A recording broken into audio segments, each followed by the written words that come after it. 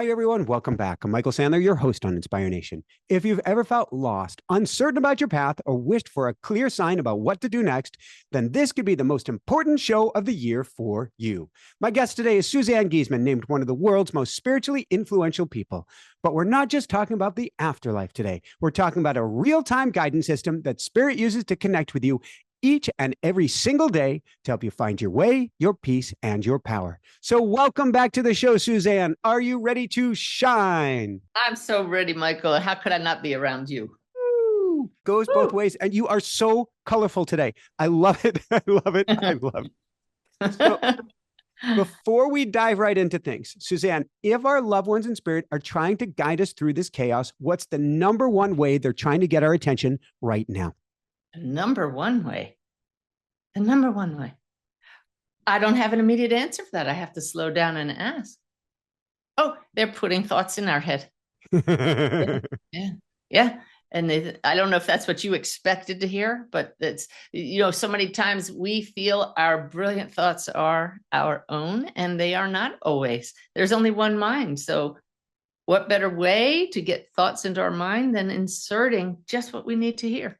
Is there a way that we can, the keyword discernment, that we can discern which words are ours and which words are higher self? Without a doubt. And your body is part of that. The body is the vessel for the soul, right? But it is also this great discernment tool. But it's not just the physical body. It's because there is a connection between the physical body, the mental and emotional body, and the soul, all the etheric body, all working together. So when you realize that all of these layers will inform you, you just pause for a moment and you notice what you're literally feeling emotionally and physically. So most of the time we go to the heart. How does that feel? If you have the awareness that my loved one who has passed is around, or this is something I'm supposed to do, you feel it in the heart you just know it. But I'm going to go even deeper today, Michael, with some teaching that has come to me in just the last 2 months, that the heart is super important, but we've got to get out of the head, out of the heart, and to this other energy center that I want to talk a lot about today called the Hara. You probably know about the Hara, do you? Is that the Dantian, your center point? It is. All right. The Dantian, we'll talk about that. But head, heart, and Hara, they're 3 centers of awareness in Eastern philosophy. Now, here in the West, we know about the 7 chakras, and we trust that they exist, even though we can't measure them with technology now. But people with the eyes to see can see the chakras, can see how they're flowing. Well, I'd heard about the 3 dantians, upper, middle, and lower, but I always thought it's either the dantians or the chakras. What if they all work together? And they do. So I've been missing out on, I call it now the forgotten center, the Hara. I go to the heart. We talk about checking something in the gut, but the gut's a little lower. It's that lower dantian.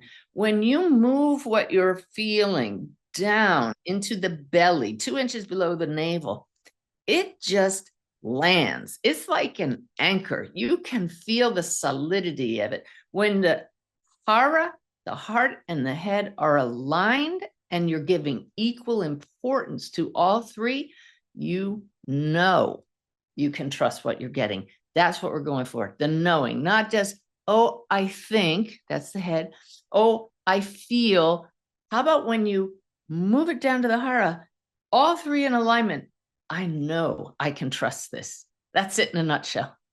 See, I find that so cool right now because we were talking on air and I've spoken about it with the audience far too much. Forgive me, everybody who've watched me before.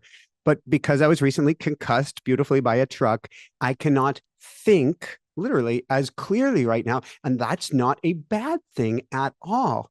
And so I have to check in how I feel. And we've gotten to make some really big decisions this year. And I've sat and I've put that inside of me and I've gone, oh, wow, that's not the answer I would have thought of. All right, let's go for it. Yeah. But when you consciously now move that question or whatever you're discerning down to what is basically the seat of the soul within the body, it just gives a whole different level of discernment. Is there, leading the witness, a simple technique to do that, to put ourselves down there? Oh, well, you could just do it. Just move your awareness down there. But I've actually been given from my guides a process.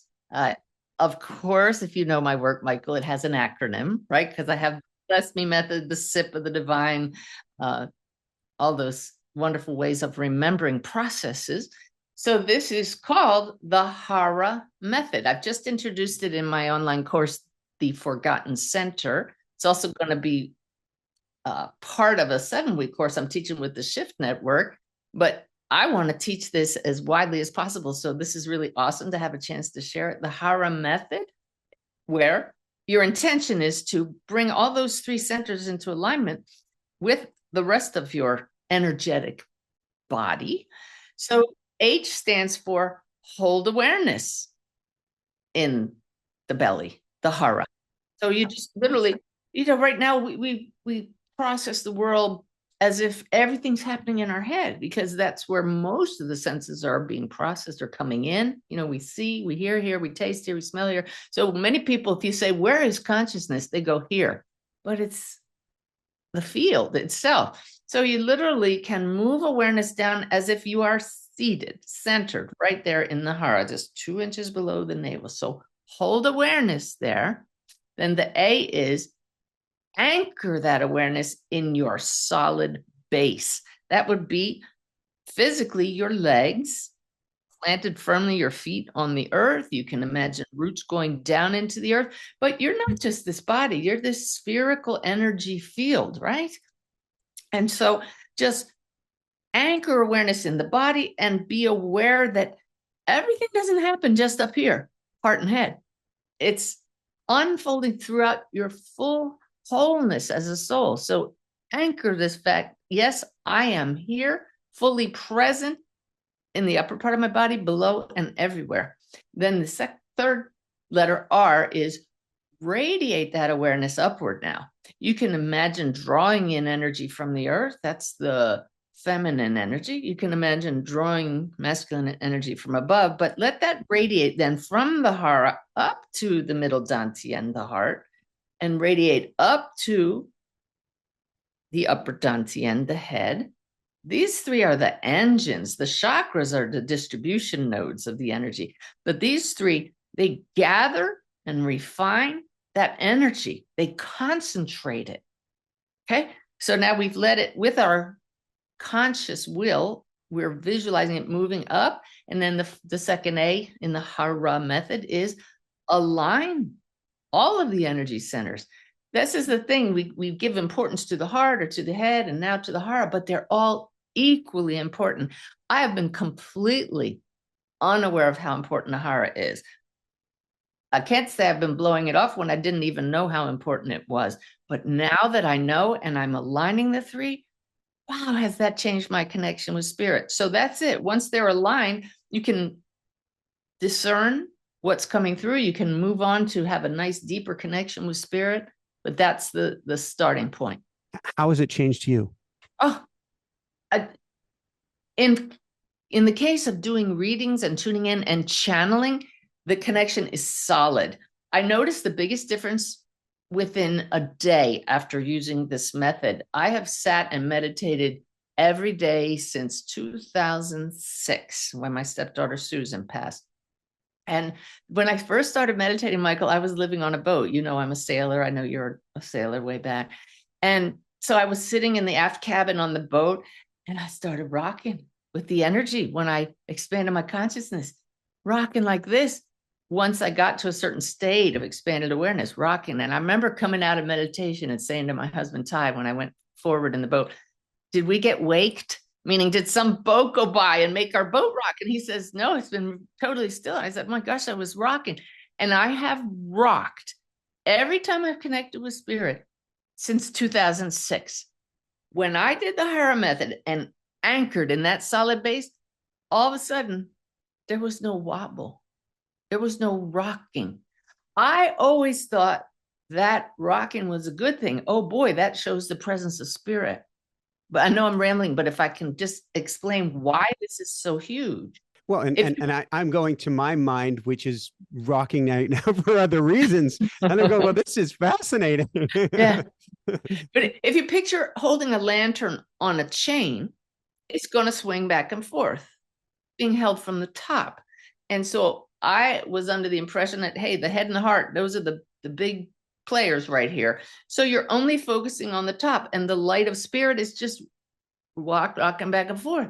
But what if we put that lantern on a solid pole, a base?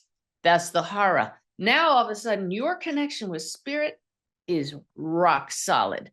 There's no wavering. It's all right here. You are fully embodied. So there are two, as the story goes, there are two archangels that were once human and are connected earth to heaven. And the one that we think of, there's Metatron and Sandalphon, but Sandalphon shows up as the tallest archangel because he still has his feet on earth and his head in the sky. And Sandalphon has come through a lot. I haven't actually gone through much recently. He came through a lot, particularly last year, in teachings about us being grounded to the earth. Don't just play the spiritual game up here. I'm spiritual and lose that connection. That's what you're talking about. That is it. And so how has that changed? When I sit now, it's just strong, solid. And the flow that I always look for in my readings, and I would get a lot, is now consistent. What do I mean by flow? Well, the opposite of flow in a reading is what we call snatching. Oh, I see your loved one had a cat. Oh, I see this or that. You get one or two little things. But when you have that solid anchored connection through all of the energy centers, now you say, yes, I see you had a cat, and your loved one is showing me that this cat was their favorite, and you walked around with it draped around the neck, and you just hold the connection. And most importantly, all of the clairs, clairaudience, clairvoyance, clairsentience, they work as a whole, and that leads to claircognizance, the clear knowing. This is the goal. And leading the witness again, I believe, does it mean that not only do you more throughout the day, not just in your meditation, because you have plugged in at that level, you're now hearing or able to discern the messages at any point? You always can, and it definitely helps. And at any time throughout the day, my husband, I'm surprised he hasn't said, is your stomach okay? Because throughout the day, I'll occasionally just put my hand right on the belly, like as if I have a bellyache, but it's just to remind me, here I am, centered here. Everything's solid. The connection is solid. It's just a little kinesthetic reminder. So yeah, definitely. But also the channeling. I did a question and answer session live for my podcast just a week ago. I do them once a month in addition to the weekly sessions. And everybody noticed the difference, just a higher level, which is very exciting. I love that. And I think I love what you're saying also because people are able to, I believe people are connecting more. We can call it the veil thinning. We can call us our ascendance or awakening. We can throw whatever fancy term we want to put on it. But the ability then to be able to ground into the experience, that makes you more of a solid radio receiver. But also my guess is a broadcaster as well, because we are broadcasting a new reality. And if you're grounded, that new reality, I believe, becomes one that's more centered and desired. Absolutely. And it's deeper and it's richer, solid. I'll give you another analogy because I love teaching with analogies. You play any musical instrument? I have in the past. I am being called strongly, but I've played piano, I've played violin, a tiny bit of drums. And this year is supposed to be singing lessons of all things. Oh my gosh. Get the headphones, Jessica. No, I sang in a choir. I was decent at a time. I bet. I know you will be. But I've played the flute since I was 11, and I joined a flute choir actually in my late 40s. I was in a community where there were enough flute players that they had a flute choir, and they asked me if I would play the bass flute, which is really cool. You know, the normal flute is about this long, and it's about the diameter between a dime and a quarter. No, about a dime. Well, the bass flute is about $50 round, And it's so long and big that the headpiece wraps back around like a candy cane. And so you hold it way out here, and it takes a lot of diaphragm air to play it. Well, it was a game changer for the flute choir. The bass was just like a bass in a jazz orchestra. You know, so adding the hara to meditation, to your awareness as the seat of the soul, is like you already had this orchestra where you had the piccolo and the regular C flute. Piccolo being the upper one, right? The head, the C flute being the heart, the center of all of it. But the bass flute was sitting off to the side, not playing. So you had the complete orchestra, but you weren't bringing in this depth. And I tell you, when that bass flute joins in the flute choir, it adds a layer. I got the goosebumps. It was the coolest thing, and everybody could hear it. You get lost as a C flute in a band. Everybody knows that. You can't tell who's playing, but that flute came in and everybody's like, oh, listen to that bass line. It's really cool. So with the hara is like the bass flute. It adds to the orchestra. It's always been part of the orchestra, but we haven't been using it. Now you've got depth, layers. It's fabulous. And it can be, it's weird positionally, but when I think of a bass instrument of any sort, that's the heartbeat. That sets the tone. That is the foundation of any musical piece. Perfect word there, foundation. But the key here again is it's always been here.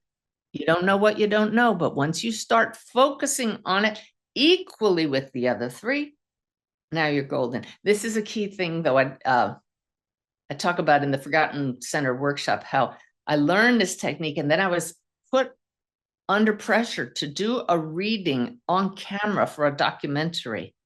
The first time I'm going to use this new process for myself, and I have to do a reading with 4 cameras focused on me and this client in front of me, and I have to bring through her daughter across the veil. Do you play golf, Michael?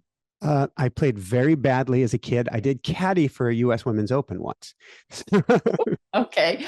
Well, I played very badly for a little while and took a few lessons. And anybody who plays golf or has taken lessons knows you get your swing down, and the teacher will come along and add one new thing to your swing, and everything goes out the window. It throws off your whole swing. So my question was, oh Lord, if I throw in the hara method, is this going to throw off my golf swing? And I'm going to test this on camera. Let me tell you, Michael, it enhanced it. The flow, the depth, the evidence. Going into that, this is where you learn to trust spirit. I know that spirit won't let us down. And it was beautiful. But I was just thrilled that this won't mess up your connection with spirit. It only enhances it. But here's the key. We don't then worry about which hara which center do I focus on, which dantian, when I'm connecting with spirit. We're still going to discern pretty much through the heart, but we've already anchored it in. So then we can feel in the heart, and we can just kind of land it, anchor it, and do that discernment we talked about at the beginning. Beautiful. So we're going to back up from there a little bit. We may double right back around. So this is, thank you for sharing today. This is very, very cool. Well, it's just so exciting to have new material, because I've studied with some of the greats in mediumship, and they probably knew all about the grounding. People talk about the importance of grounding, but until you understand really why it's important and how to do it, it never took hold with me.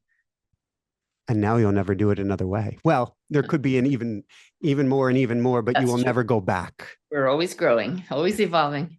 So for people looking for signs, looking to understand that their loved ones are by their side, that spirit is trying to speak to them, what are some of the common signs that people are missing? Well, as I share in the Forgotten Center workshop, when something keeps popping up in your life repeatedly, or you hear a word you haven't heard in a while more than once, pay attention. Pay attention. That's a sign. I had one word that popped up 4 times in 2 days, then 2 more times after that. And I looked into it, and then I pull the thread, and it leads to growth and new insights. So watch for new and repetitive things. Conversely, if you keep hitting a wall in your efforts, like we were talking about this before we went on the line, right? things keep breaking. Oh Repeat it. gosh. That is a sign from the universe. That's not the way we're supposed to go. And you learn to flow and pivot. So that's one of the biggest ways. Signs and synchronicities. Yeah. So, and then is there a way to tell the difference between a true sign, or even a process to tell the difference between a true sign and a coincidence? Let me ask the guide. Well, they say, what is the definition of coincidence? It's what time and events coming together in a significant way. So if you paid attention to it, that is a sign because you were snagged by it. What is important to understand is that our soul knows what's important for us to pay attention to. So if you notice something and you ask, is that a sign?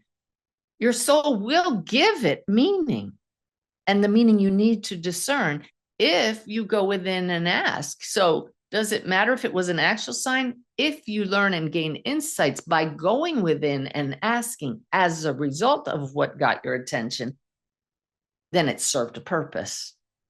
Beautiful. Then the question becomes then, there's talk about you can't get, an angel's not going to help you unless you ask for assistance.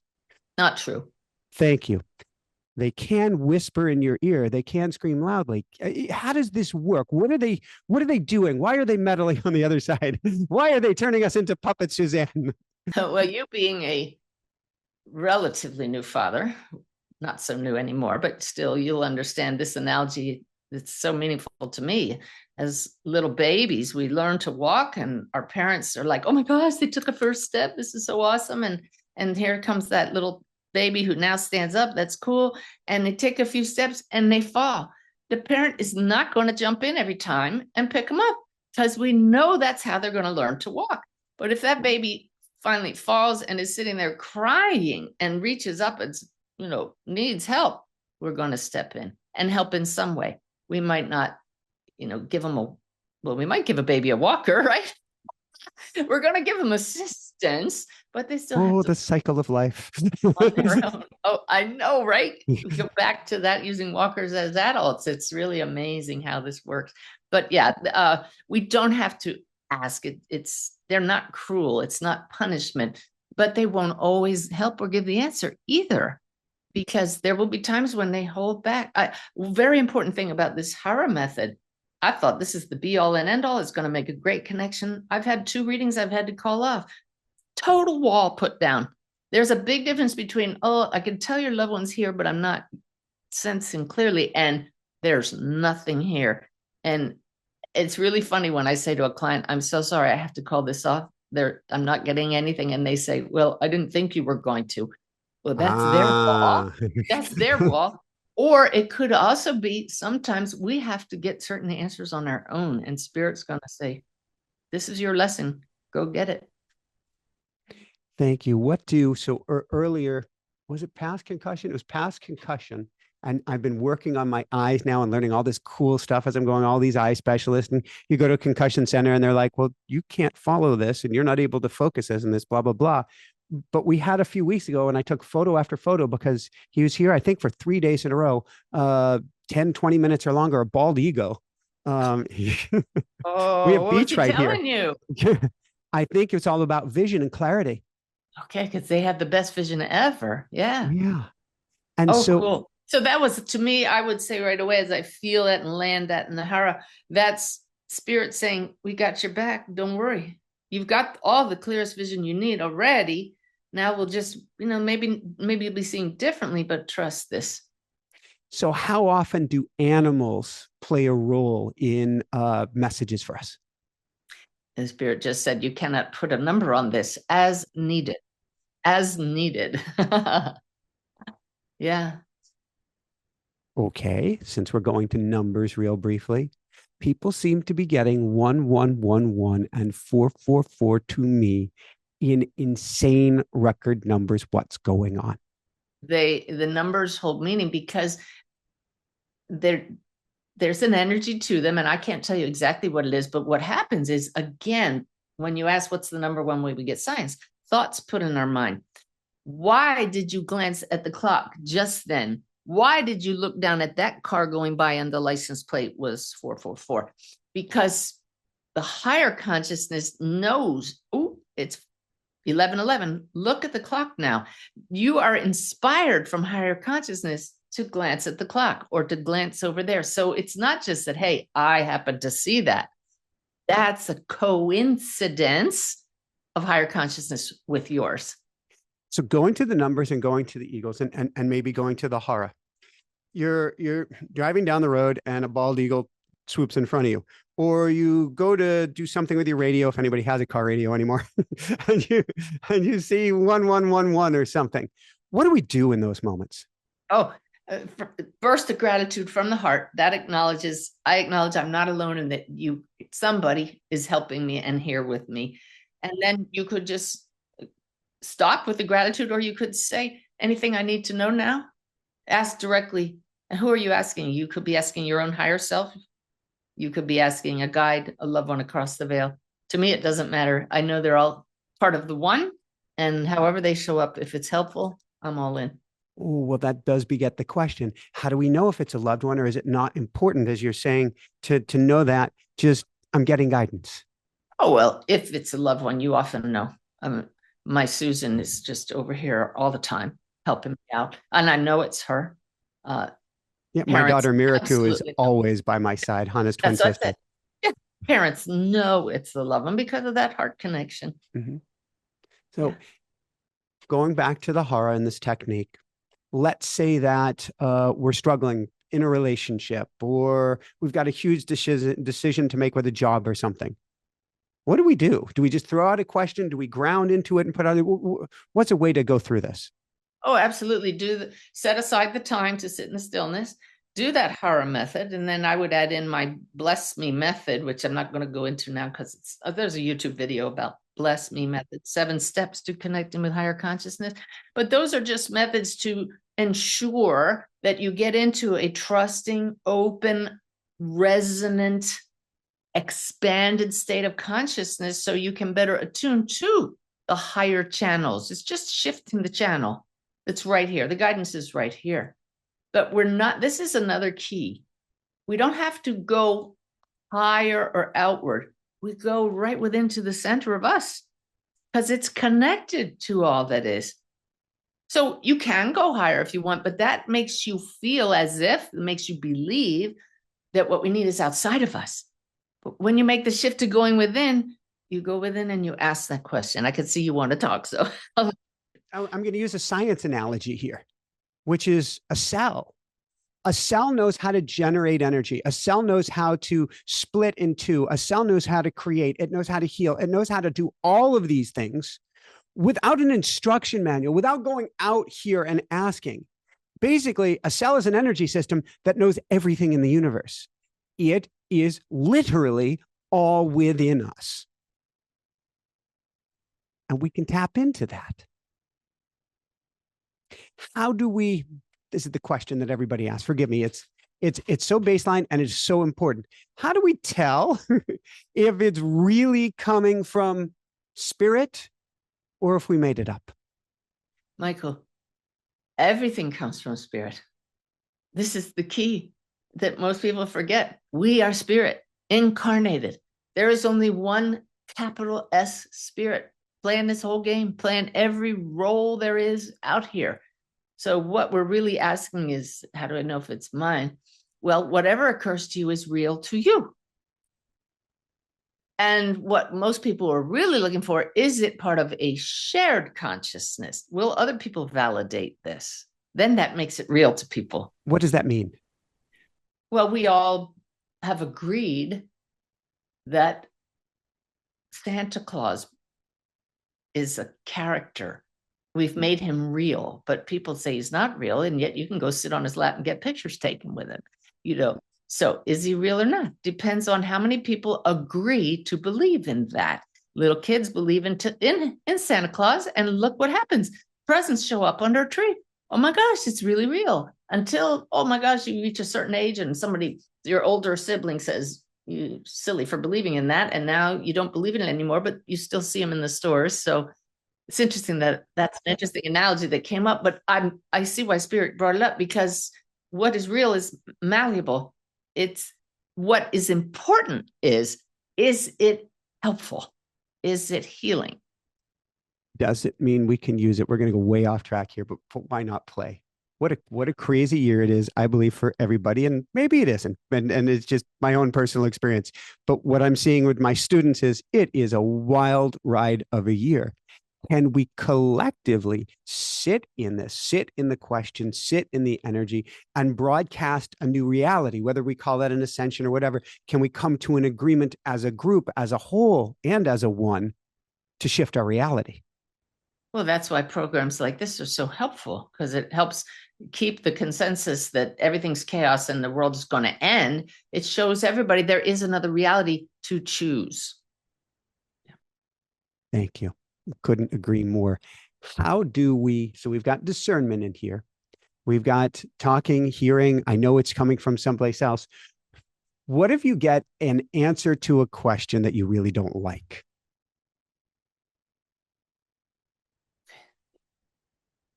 Well, you'll feel that in your body. I feel it as you say that. I feel it getting an answer. Let me say what? Oh, I've had this multiple times over the past 2 months as I'm dealing with a physical challenge myself. And I sit with it and I breathe deeply to release the initial body's reaction. And then I ask spirit to show me truth. And that's the discernment again. And in one case, I saw, oh, wow, I didn't like that, but I really needed to see that. And it completely changed the trajectory of my actions and my choices afterwards, which led to healing. But a no doesn't necessarily mean something is wrong. It means something in your belief system is resisting this. Look first at what you're resisting and now seek inner truth. So if we're feeling off, if we're feeling out of alignment, if we're feeling hurt or pain, certainly these can be teachers, but it may mean that we're out of alignment. Oh, definitely. So I told you earlier, I've been dealing with sciatica for 2 months, and it's very real. There is a physical cause that showed up on an MRI for that pain. And yet, if I completely relax and exhale and accept the pain, it goes away. So there is total mind-body connection here. And that's what I didn't want to accept when somebody reached out and says, it's all in your head. Well, it's all in the brain. It's all in the brain and the body. So, when you don't want to hear something, you don't want to deal with something, what are you resisting? If you set aside the BS, the belief system, can you be open to other insights? How much is it steering you right now? And What is what's there? Your sciatica. Oh. And once you get the steering message, why doesn't it totally, I'm experiencing this too. Why doesn't it? Well, now you got the message, we can go away. That's what I had an entire day of being pain-free, which shows me how much of it is the brain's firing. So I've decided to work on this holistically with some body, actual Western medicine treatment, but I like it. Totally working on my brain, because from visits from my Susan in dreams and in meditation, I've been shown what led to the tension in the first place. A lot of unresolved trauma, going back to 9/11, going back to being in the invasion of Panama, trauma, my stepdaughter's death, trauma, and just being like this. So I'm training the body to relax so that we don't go to that place of tension again. So how much is it steering me? I'm using every bit of pain, Michael, and it's frequent throughout the day still, as an opportunity to say, thank you. I recognize that, instead of giving it power. Like in the beginning, I was, oh my God, I can't handle this pain. I can't handle this pain. And that increased the pain because of the tension. But as I look at it, I say, is there a message here? Sometimes the message is just pain, just plain, that nerve doesn't like what you just did. And other times it's, you're tense. See, but the awareness and using the pain as an opportunity, I've actually appreciated having 2 months to really train myself in relaxing and being more present. Very cool. So I want to go to the dreaded D word for for the moment. Discipline. Not a How dreaded much? word for me. I get it. I knew Or that you'd say you. that. Or you. How much does discipline in where you place your focus when something like the pain comes up? Because you can say, oh me, poor me, woe is me. And not only may you not get the lesson, but the universe may go, well, we've got to put you in more pain. You're not getting the message right now. It's Versus not a saying, punishment. It's not a no, punishment. no, no, not Yeah. coming from a punishment, but meaning Yeah. how important is it where you place your focus It's, at these it's, times? it is ultra important. The guides really emphasize that, but they also caution against that word discipline, because discipline has this less than positive meaning. First of all, we discipline a child. Discipline is like military discipline. Yeah, I was dyslexic as a kid, or I still am. And so they pull out, instead of helping me, they pull out the ruler and pay attention, focus. You're getting the letters backwards. Whap! That's really No. helpful, right? So I really prefer the word commitment. Thank you. Yeah. And so anybody can be committed when you realize this is for my soul's growth. This is to lessen my pain and suffering. And so I'm going to do whatever I'm guided to do to find relief and peace.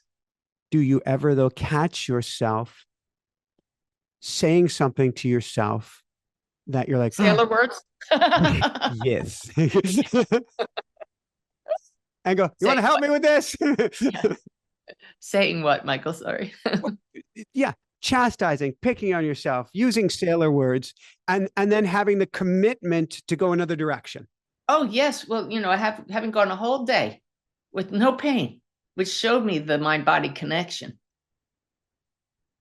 To have it come back in full force as I got in bed that night, to the point where I could barely, it was excruciating. That is a moment of testing, when you say, what the heck? And you can just go right back into the human drama. But this is where the commitment to being aware and being present and shift to observing.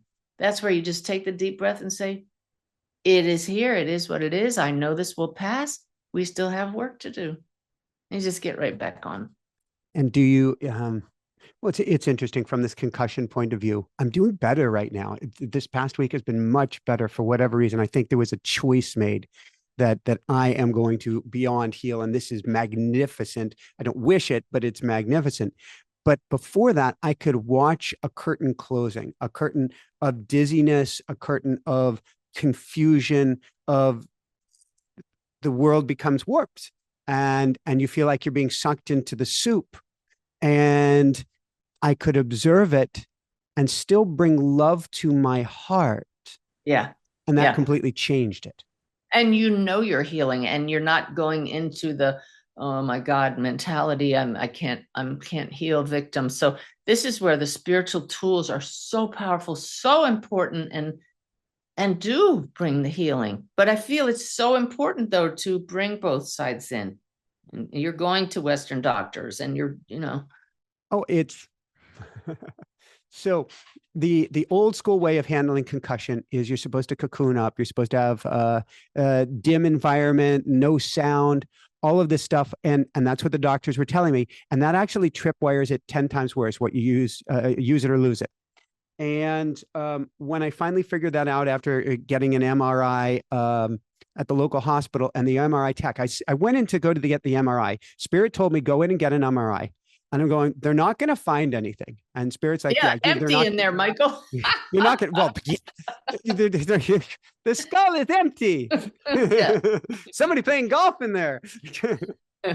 But I'm told you're not going to find anything, but you're going to get just the breadcrumb that you need. Mm. And so I went in, and the MRI tech, and they did not find anything. The MRI tech says, you need to check out this work by this guy, Mickey Collins.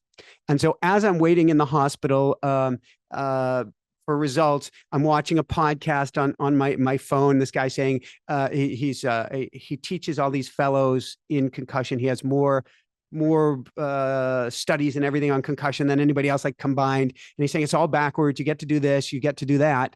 So that was your breadcrumb. That was my breadcrumb. And so like the next day, I went to, I live 30 miles from Quebec. I went to the closest ski area in Quebec.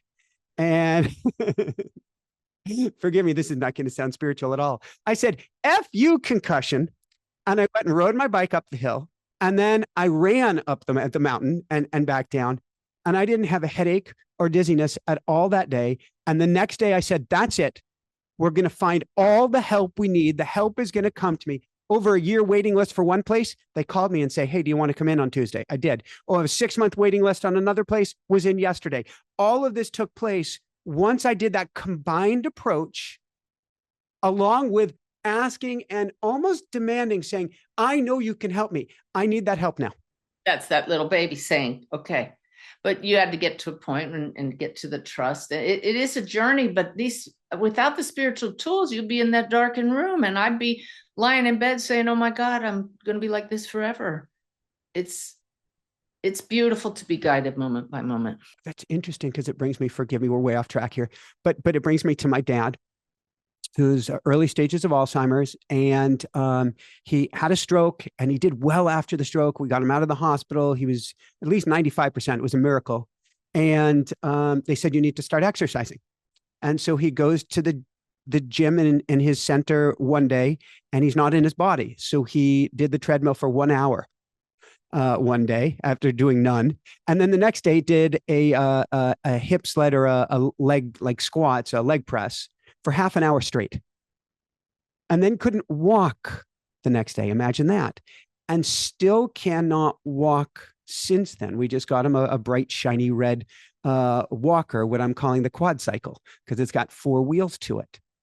What he's not able to do, let's see how to bring this full circle here, is to, going right back to the sciatica. There is a dance between not pissing it off and I must get moving. And you're threading that dance. And without the tools, my dad doesn't have the tools. He just keeps putting himself to bed. I'm going to put myself to bed because it doesn't feel good. And the next day it feels worse. I'm going to put myself to bed because it doesn't feel good. And the next day it feels worse. We get to make that connection. We get to listen. And then we get to, even if it's uncomfortable, step forward, don't we? Yeah. What you reminded me, though, is, this web of connections. I teach the awakened way, and the second principle is everything is one web connecting everything. You were led to that perfect time and place where the tech gave you that information. And I don't know how this ties in with your father, but you just showed one alternative of not using any tools versus I've gone to multiple healers, and each person has had a thread in the tapestry. And so I feel that when people say there's only one answer and it's going to bed, like your dad, there's the tie-in, we miss out on possibilities. And that's what we as souls came here for, is to learn through choices and creating through limitless possibilities. And I love that word limitless, because it means we can say the answer is, forgive me, out there, but there is an answer. The answer will chase me down. If I believe there is an answer and I plug in and listen, the answer will chase me down. It may be go get an MRI, even though I don't feel I need an MRI. Go drive that way of this place, even though that seems silly. The answer will find me as long as I'm willing to. I do both. You do both. Let's balance the Western, and because we are both energetic beings, but we are having a physical experience. Right. Yeah. Yeah. Yeah, I believe that this is like a simulation, and there are certain rules, and that the biggest rule is cause and effect. And you can usually go back and see what the cause is. For me, it was decades and decades of holding myself rigidly, and then one little move and bam. But then we also exist beyond cause and effect. So we can merge the two. And how has spirit helped you? I'm going back, forgive me. You don't have to relive it, of course. Going back to the Pentagon, I'm going back, you mentioned Panama. I didn't know that. How does spirit help you heal from these things? And what has it done? It's a beautiful practice to go into meditation with the intention of healing something that was traumatic. And you can't change the actual event because that was a shared experience, but you can change your reaction at the time. And that changes how you are now. when I was in Panama and literally shells were falling around me and a bullet whizzed past me, and I smelled human blood for the first time on walking past it in the street. That was very traumatic, but my only tool at the time was what they taught me in the Navy: suck it up and don't feel it. You're here, you're in combat. And so I go back in meditation and I forgive the part of me that didn't realize I'm a soul. I didn't know. I had forgotten. So I go back and I say, now, if the soul awareness had been there, how would we have responded in that time? And that calmness that would have been there, that presence, that understanding at a deeper level would be there. And it reframes your whole field. And you bring that forward with you now into the present when you come out of meditation. It's interesting when you said, thank you, when you said, suck it up, my heart hurt for a second. I went, and it felt like I was stabbed in my heart. Is that weird or what? No, that's that little child in all of us that wants to cry, and they say, don't cry, don't show your sadness, be brave. Well, the soul is innately courageous because it knows it can't die, and it came here to roll around in all of this. But if you don't know that, and somebody tells you to be brave, what do you do with the fear? It has to come out somehow, and it may take 50 years, 40 years, however, but it'll show up. Or your dad goes back to bed. If it doesn't feel this courage, if you don't feel there's something that you can lean on or that can help you through this process. How do you help somebody who's anxious or worried or stuck in a state of fear? This is a really easy year. To me, this is actually a beautiful year because there's so much energy. Okay, it's total chaos. I get it. And there are a lot of people suffering, and I don't make light of that at all. But to me, the energy is an energy of reconstruction. A building site ain't pretty. You're going to be jackhammers and stuff, but I see this as such a beautiful rebuilding time. But how do you help people who are stuck in that fear, that worry, their anxiety, or real boop, boop, stuff is going down in their lives? We need other people. There wonderful breath work practices and courses we can take. Energy healers can help us massage, self-soothing, but really a daily practice of sitting in stillness and connecting with that part of us that's beyond the chaos. That's my go-to. That's what I have enough training in that I can help people that way. But if you're really stuck and traumatized, that's why we have good healers. How much benefit can you get by sitting in that space, as we talked about earlier? You maybe even surrounding yourself in a circle, imagining, which imagination is real, and putting yourself kind of in a prayer circle of the angels to help you. Oh, regularly do that. And once I realized this just a few weeks ago of how much tension I've been holding and feel the difference, I have to repattern my brain. And I've been doing breath work every day. It takes weeks, 3 weeks at least, to repattern. Thank goodness for neuroplasticity, that we can change the way we react. I'm very excited that by ourselves, with that commitment that you talked about, find yourself a practice. I'm sitting here for 15 minutes every day. I am safe. I am allowed to relax. But when you do that in an alpha brainwave state, which is what meditation does, that's your own hypnotherapy. So we can be our own therapist, but I'm not saying don't find a therapist trained in other modalities. Thank you. So going big picture here now, what are your guides saying is the overarching message, or what are the guides saying is where humanity is at today? They just said, this too shall pass and another challenge will come along. Oh, great. Really? And I'm not talking about the physical things they're talking about this current situation. Go back in history. That this is the way of life. This is why we grow. And this is how change occurs. So this current chaos will pass, and what's the next chapter?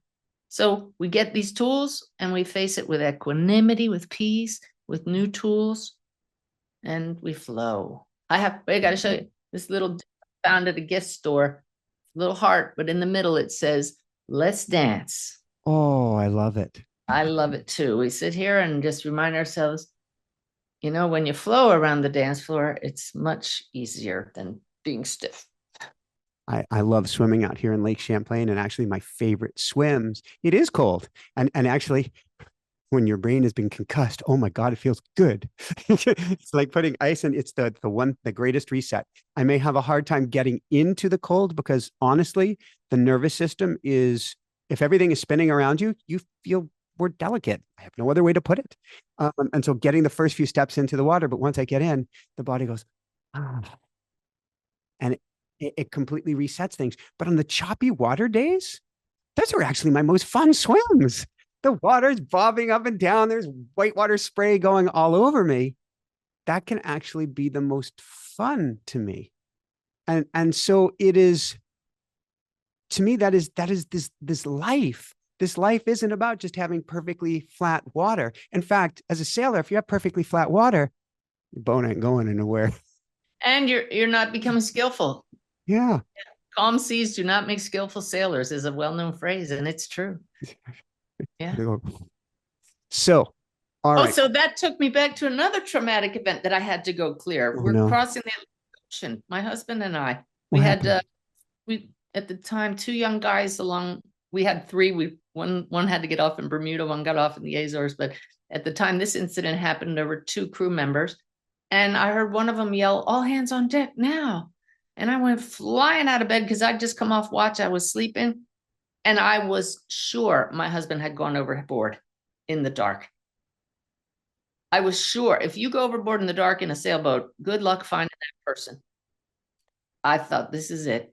And luckily he wasn't. He had not gone overboard. But that trauma, I never cleared that. That was another, I can't relax. I can't let down. Oh my gosh. We're all traumatized, Michael. I'm sharing a couple things here, but we all have these moments that our human side says, ah, and if we realize that we can heal that, give it to the light, release it. I see little butterflies flying up, right? You got the butterfly behind you there. It's beautiful. I like taking time. Oh, perfect. I like taking time each evening and going to bed and just hanging out there. Just basically, you can call it hanging with your angels, call it hanging with your guides or whatever. But I want to see what comes up, and I want to observe that and study that, and then I can give that away. But I want the stuff to come up rather than to just keep it suppressed down, because you, like me, we have stuff we've suppressed for a long time. We all do. That's the world that we're looking at, to me, is a walking, talking wound. Everything that you see playing out on the global stage is a walking, talking wound. Yeah, it is. And it all comes because we get caught up in the human drama and we forget we are not only human. That's the awakened way, number one, right there. You're not only human. So do the guides say, or angels say, this is a great awakening, or this is a special time, or every time is a special time, and we're like that boat rocking back and forth? But in this case, I'm going to call it like a pump, because we're continuously going upwards. Yeah, they say every time is a special time. That's why, because we're souls and we came here to do this now, but there are more people on board now, and that is adding to the light and adding to the, they say that the problem, one of the challenges we have is we're afraid of what other people will think of us if we believe in something or talk about something. That's human. But more people are willing now to go out on a limb and say, hey, I had a conversation with an angel, or oh, I got this sign, or I had a visit from my loved one who died, or in meditation, I had this really amazing experience that showed me this is not all there is. We talk about these things more, and now we can tap into our souls and find like-minded people to discuss these things, turn up our lights, and that's why we're advancing faster. And that makes me hopeful too, because if you go to the news, you're going to see all the bombs falling, all of this, all of that, all the hate, the anger, the blah, blah, blah. But then if you talk with your neighbor, you talk with somebody at the store, you talk with somebody anywhere, and they say, well, universe told me to. Hello. The language is changing. The connection is changing. What we're seeing, what we're feeling, what we're sensing, to me, is changing, even if you see all of that stuff out there. Yes. Yeah. We just were out walking the dogs the other day, and we passed this man and we got to talking, and politics came up, and he said something about peace. And I was so surprised to hear this come out of his mouth. And I went, ooh, there's a guy that gets it. I don't remember exactly what it was, but he showed an inner understanding beyond this drama and the trauma that was beautiful, beyond the story. I love it. So for everyone today, what is one thing we can do to strengthen our connection, particularly, we'll go sailing here again, when the winds start to blow? Set an intention to be aware that the wind is knocking you off balance, to take a deep breath and relax, and find some words to remind yourself you're not only human. Shift and ask, what do I need to know right now? What is the one coolest thing that you do or practice that you do as far as bringing your angels and guides into your life on a daily basis? The one coolest thing I do on a daily basis. It's my anchor. It's my daily practice. I get up in the morning, walk the dogs, and brush my teeth, and then boom, sit my butt in the chair and connect with spirit. Even if it's only 5 minutes, that's the commitment. That's what keeps me from getting sucked into the drama. It's not always cool, in that there are not bells and whistles every time. I get a daily message that we put on our Awaken Way app, as you probably know, and I put out there every day. But that connection, that anchoring into the core every day to start your day that way, what could be cooler than that? I like it. And from a vibration point of view, when I was putting out the book, Automatic Could I Writing, interrupt a sec? of course. Yeah, I just want to tell you, I just realized my guide said, tell them how sacred that is. I was lucky enough to get a 0700 doctor's appointment this morning. I couldn't believe the doctor worked that early. But my first thought was, oh, I got to get up even earlier. And then I thought, well, I could meditate later. And I thought, no, I'm not going to mess with that. And I just backed that alarm clock up to 5:30. So I would have that sacred time check in the block. But yeah. So this goes right into that. When I wrote and had no plans on writing the automatic writing experience, and I said, you've got the wrong guy. And it took them a couple of years. And they're like, no, you're putting that out. And I'm like, you've got the wrong guy. And Jessica's like, when are you going to give up and just write the book? But I do have my editor nuts at the end of the writing of the book because it's ready to go to print. And I said, wait, we got to change something. And she's like, what? And I said, I need to include that the writing is not about the writing. And she's like, all right, you're just plain nuts. And he said, but it's not. It's about the frequency of the energy that you're bathing yourself in that changes your frequency and energy for the entire day ahead. Absolutely. So that 5 minutes you're taking or whatever it is isn't about the 5 minutes. And well, but I need that for 5 more minutes of sleep. Are you kidding? The way that it's changing your nervous system, the way that it is aligning you with your higher self, way more going to pay for than that 5, 10, 30 minutes, whatever it is. Yes. Yeah. All about the energy. What's the most empowering message you've been hearing from spirit lately? You are not alone. We can't be alone because spirit is, like we said earlier, the one spirit that becomes the many. So call on each other here for healing, call on spirit for healing. You don't have to do any of this alone. Woohoo! All right. Speaking of which, you have a course coming up with the Shift Network. This course is Messages and Miracles from Across the Veil. Please tell us about it. It's about decoding the signs from spirit and using the Hara method. I learned about the Hara last November, a year ago, and it made an instant difference in my connection with spirit. Oh my God, I found the key. And then I forgot about it because I didn't understand why it's important. I didn't have a process to integrate it. And so this year spirit made sure I got it. I've been putting it into practice. It's now part of me.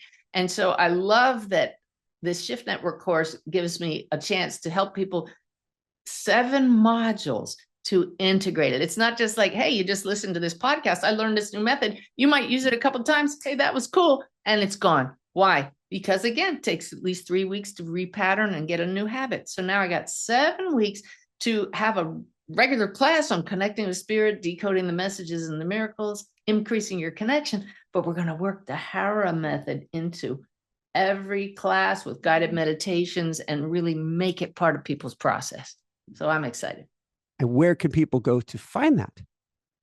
Well, anytime I have an event, I put it right under the banner on my homepage, featured events there. So SuzanneGiesemann.com, just scroll down under the picture and you'll see the featured events. And that it'll be right there. Very cool. Two last questions. Please forgive me for this one, but this is what I'm hearing. So I'm going to ask it anyway, which is people watch you, people watch me, and they say, well, you guys are connected and you're still having sciatica and you still got bumped by a truck. If you're so connected and plugged in, why is this still happening? Because I'm still here in a body. I might as well just go to the other side if I want to stop growing and just rest for a while. Boy, the growth. I mean, you and I were talking before we came on.